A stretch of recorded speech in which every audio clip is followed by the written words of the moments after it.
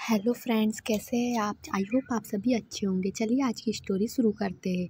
40 वर्षीय रिया खरे का मन आज सुबह से ही अशांत सा। सामान्य रविवार को वह आराम से बिताती थी, लेकिन आज वह अत्यधिक व्यग्र महसूस कर रही थी। 2 बार चाय बनाकर पी चुकी थी और कई बार बालकनी से झाँक चुकी थी। पेपर भी ठीक से पढ़ा नहीं जा रहा था। अक्षरों में बार बार अजय का चेहरा दिख रहा था। उसकी बातें याद आती। रिया पेपर फेंक कर टहलने लगती है। यद्यपि उसने कुछ गलत नहीं कहा था, फिर भी रिया उसे न स्वीकार कर पा रही थी और ना ही अस्वीकार कर पा रही थी। यह तो उसके उद्वेग का कारण था। कल की बात है, अजय मित्रा ऑफिस में रिया का जूनियर कलीग था और रिया को ही अंडर में काम कर रहा था। रिया ने गौर किया कि पिछले 1-1.5 माह से वह मीटिंग में या दफ्तर में अजय का ध्यान उसके काम पर कम और उसके चेहरे और आंखों पर अधिक होता है। कल शनिवार को जब अजय किसी प्रोजेक्ट पर चर्चा करने के लिए आया तो प्रोजेक्ट पर ध्यान देने की वजह रिया की आंखों में खो गया। रिया ने उसकी नज़रों को महसूस किया और अचकचा गई। उसने अपनी सीट से उठकर अजय की कुर्सी तक जाकर उसके कंधे पर हाथ रखा तो अजय हड़बड़ाकर उठा और बोला, जी मैम, हम कहाँ पर है? अभी हम लोग चले ही कहाँ थे? अजय, तुम तो सीट पर ही बैठे हो, कहीं खो गए थे? रिया ने गंभीरता से कहा। जी मैम, मैं समझा नहीं, अजय ने चौंकते हुए कहा। पिछले 1.5 माह से मैं तुम्हें देख रही हूँ। रिया में घूमकर अपनी सीट पर बैठते हुए कहा। मैम, आप अधिकारी हैं और अधीनस्थ को देखना आपका अधिकार और ड्यूटी भी है। अजय ने मुस्कुराते हुए जवाब दिया। मैंने देखा है कि तुम काम में मन नहीं लगा रहे हो।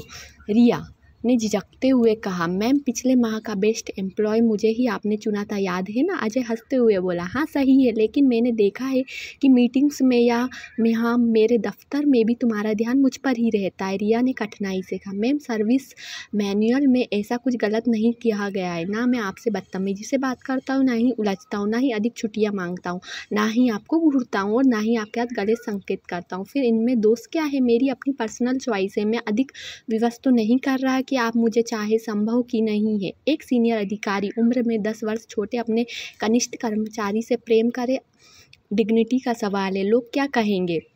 उसकी शुभ्र धवल चुनरिया से बड़ा या धब्बा ना लग जाएगा? भला ऐसा हो सकता है? अजय ने मुस्कुराते हुए कहा। रिया को समझ में नहीं आया कि अजय क्या कह रहा है।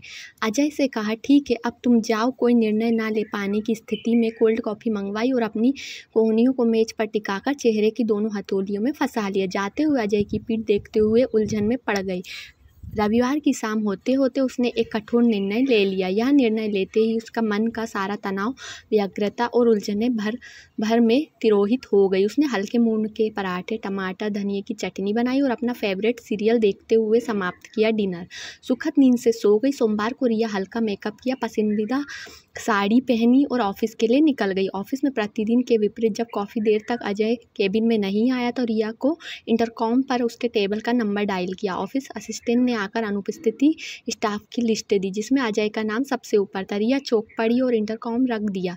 शाम तक अजय का कोई कॉल नहीं आया। ऑफिस की छुट्टी से पहले उसने उसकी सर्विस फाइल निकाली और कुछ नोट कर लिया।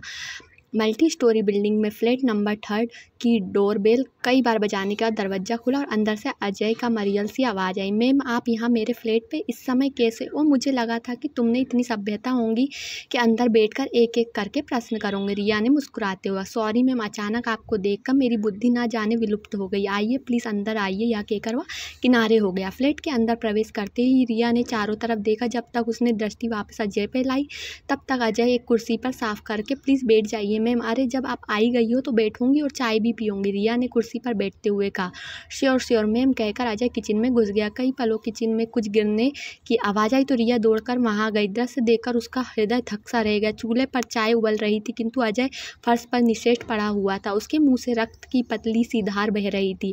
रिया ने उस पर स्पर्श किया, बदन तपता हुआ पाया। घबरा कर रिया गैस बंद की और अजय के कंधे के सहारे पलंग पर लेटा दिया। पानी की छींटे मारकर उसने सचेत करने का प्रयास किया। चेतना वापस आने का पर रिया ने पूछा, तुम्हें क्या परेशानी है? तुम यहाँ किस डॉक्टर को इलाज क्यों नहीं करा रहे हो? शांतनु बनर्जी, अजय ने कहा। पर वो तो लीवर और किडनी के डॉक्टर है, रिया ने चौंकते हुए कहा। जी हाँ, अजय फिर से अचेत हो गया। रिया ने एम्बुलेंस कॉल किया और अजय को डॉक्टर बनर्जी के क्लिनिक ले गई। ट्रीटमेंट आरंभ करने के बाद बनर्जी ने रिया से पूछा, आप कौन है अजय की? अपने कलीग है रिया ने जवाब दिया, क्योंकि पारिवारिक सदस्य समीप नहीं है, अतः मुझे अब आपको कुछ बताना है अजय के विषय में। डॉक्टर बनर्जी ने गंभीर स्वर में कहा। अवश्य, आप स्पष्ट शब्दों में कहिए, रिया ने घबराहट भरे स्वर में कहा। जी अवश्य, आप स्पष्ट शब्दों में कहिए।